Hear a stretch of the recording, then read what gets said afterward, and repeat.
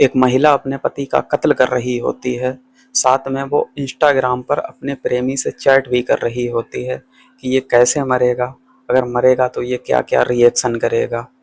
ये कहानी है 2025 पिछले महीने की। बात है राजधानी दिल्ली में एक जगह है उत्तम नगर, वहाँ की ये कहानी है। एक फैमिली रहती है, अच्छी खासी फैमिली होती है। फैमिली में जो मेन शख्स होता है उसका नाम होता है करण, उसकी पत्नी सुष्मिता और उसके पड़ोस वाली गली में करण के मम्मी पापा और उसका छोटा भाई कुणाल रहता है।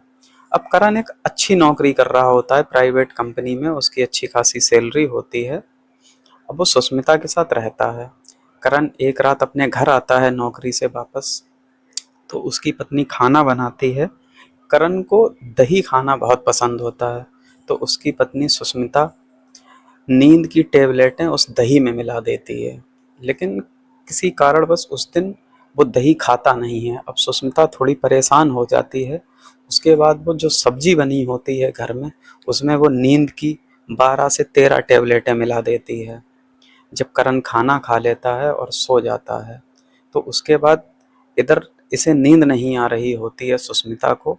अब ये इंस्टाग्राम पर चैट चालू करती है अपने प्रेमी से और उसे बताती है कि मैंने उसे नींद की टेबलेटें खिला दी हैं 12 से 13।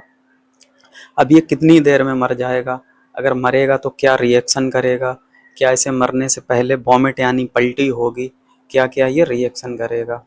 अब उधर उसका प्रेमी भी परेशान होता है, वो भी एक गली छोड़ के दूसरी गली में होता है। इधर ये परेशान होती है कि ये कब मरेगा और कैसे मरेगा। इसके बाद दोनों चैट करते रहते हैं और काफ़ी कस्म में होते हैं। फिर ये दोनों एक फैसला करते हैं कि क्यों ना सुष्मिता अपने पति करण को करंट लगाकर मार दे, यानी शॉक देकर मार दे। तो ये बाकायदा करण की बॉडी पर तार रखती है और साथ ही टेप से उसे चिपका देती है ताकि करंट बराबर लग सके। उसके बाद ये ऐसा ही करती है, जैसे ही प्लग लगाती है तो उसे करंट लग जाता है और उसकी मौत हो जाती है। अब ये बात होती है सुबह 4 बजे के टाइम की।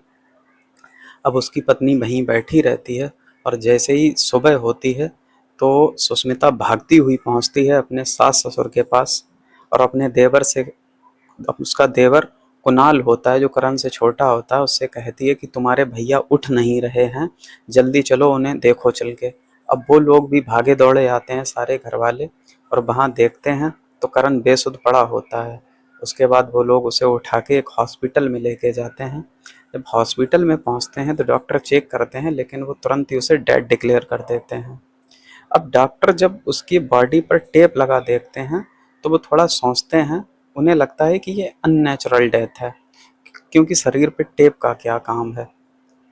उसके बाद वो पुलिस को सूचित कर देते हैं और जब पुलिस मौके पर आ जाती है तो वो उसकी तहकीकात करती है।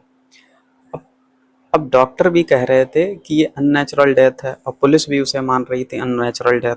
तो पुलिस वाले एक फैसला करते हैं, क्यों ना इस बॉडी का पोस्टमार्टम कराया जाए। अब इस बात का दो लोग विरोध कर रहे थे। सबसे ज्यादा विरोध कर रहा था करण का एक चचेरा भाई होता है राहुल। वो बहुत विरोध कर रहा था कि हमारे भैया तो अब इस दुनिया में रहे नहीं हैं, तो उनकी बॉडी की भी हम चीर फाड़ क्यों करा डालें। और शायद सुष्मिता भी इस बात को तैयार नहीं थी कि मैं अपने पति का पोस्टमार्टम कराऊं। और साथ में कुछ एक लोग और भी नहीं सहयोग कर रहे थे कि उसका पोस्टमार्टम हो। लेकिन जब ये बात घर के कुछ बड़े बुजुर्गों को पता लगी तो उन्होंने सहमति में सर हिलाया कि नहीं, हम इसका पोस्टमार्टम कराएंगे। और यही होता है, उसका पोस्टमार्टम होता है। जब पोस्टमार्टम के बाद अगले दिन उन्हें बॉडी दी जाती है तो हिंदू रीति रिवाज के हिसाब से उसका अंतिम संस्कार किया जाता है। और एक अंतिम संस्कार के बाद एक प्रथा होती है हमारे भारत समाज में, जब भी कोई अंतिम संस्कार से वापस आता है तो सबसे पहले नहाता धोता है, अपने ऊपर गंगा जल छिड़कता है तो वो पवित्र हो जाता है। और यही हो रहा था। जैसे ही सारे लोग अंतिम क्रिया कर कर वापस आते हैं तो सारे लोग नहाते हैं। अब जो राहुल होता है करण का चचेरा भाई, वो भी कुणाल के ही घर आ जाता है नहाने के लिए। जब वो नहाने के लिए बाथरूम में जाता है तो अपना फ़ोन और अपना वॉलेट बाहर ही एक मेज पर रख कर चला जाता है। अब कुणाल को भी नहाना होता है तो वो भी वहीं पहुंच जाता है, लेकिन जब वो उसका फ़ोन वहां रखा हुआ देखता है तो वो नॉर्मली उसका फ़ोन उठा के किसी दूसरी जगह रखना चाह रहा था, लेकिन उसकी फ़ोन पर उँगली लगी तो फ़ोन जलने लगा। शायद उस फ़ोन में लॉक नहीं पड़ा था। अब वो उसमें एक मैसेज देखता है नोटिफिकेशन। जैसे ही उस मैसेज को ओपन करता है तो वो मैसेज खुलता जाके है इंस्टाग्राम पर। अब वो इंस्टाग्राम पर चैट देखता है तो उसके होश फाख्ता हो जाते हैं, क्योंकि वो चैट राहुल की करण की पत्नी यानी कुणाल की भाभी के साथ चल रही होती है, जो रात को वो कर रही थी अपने पति को मारने के टाइम। अब कुणाल जैसे ही ये चैट देखता है कि ये तो मेरे भाई का मर्डर हुआ है, और मर्डर किसी और ने नहीं, मेरी अपनी सगी भाभी और चचेरे भाई राहुल ने किया है। इसके बाद वो किसी को कुछ बताता नहीं है और सीधा अपने माँ बाप के पास पहुँचता है, अपनी बहन के पास पहुँचता है। वहाँ जाकर ये सारे लोग उस चैट को देखते हैं। इसके बाद इस चैट का वो वीडियो बना लेते हैं, क्योंकि वो जानते थे ये फ़ोन अब पुलिस के पास जमा करना पड़ेगा। वो ऐसा ही करते हैं, उस चैट का एक वीडियो बनाते हैं और उसके बाद पहुंच जाते हैं थाने। पुलिस वालों को ये कहानी बताते हैं कि मेरे भाई का मर्डर हुआ है और ये पक्का सबूत है। पुलिस कुछ खास तहकीकात आगे नहीं बढ़ाती है, लेकिन जब तक ये बात मीडिया में पहुंच जाती है, जब ये बात मीडिया में पहुंचती है तो अब पुलिस वालों के ऊपर भी दबाव होता है कि इस केस में कुछ करना चाहिए। अब पुलिस वाले जब इसकी तहकीकात आगे बढ़ाते हैं, उधर करण कुणाल के माँ बाप और कुणाल अब बुलाते हैं अपनी भाभी और अपनी बहू सुष्मिता को। अब उसे बैठालते हैं अपने पास में और उससे पूछते हैं कि देखो मेरे पास सबूत पक्के हैं, ये बताओ तुमने मेरे बेटे को क्यों मारा है।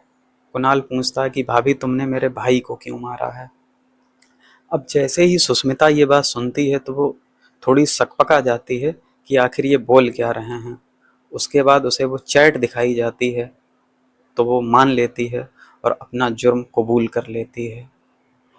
पिछले कुछ दिनों में सबसे ज़्यादा अगर कोई रिश्ता बदनाम हुआ है तो वो हस्बैंड और वाइफ का रिश्ता बदनाम हुआ है। ये इतना पवित्र और पाक रिश्ता है कि अगर पत्नी अपने पे आ जाए तो यमराज से भी लड़ जाती है अपने पति के प्राण बचाने के लिए, लेकिन वही पत्नी अगर अपने पति के प्राण लेने पर आ जाए तो कोई नहीं बचा सकता है। आज की कहानी में इतना ही। अपना ख्याल रखिए, अपनों का ख्याल रखिए। जय हिंद।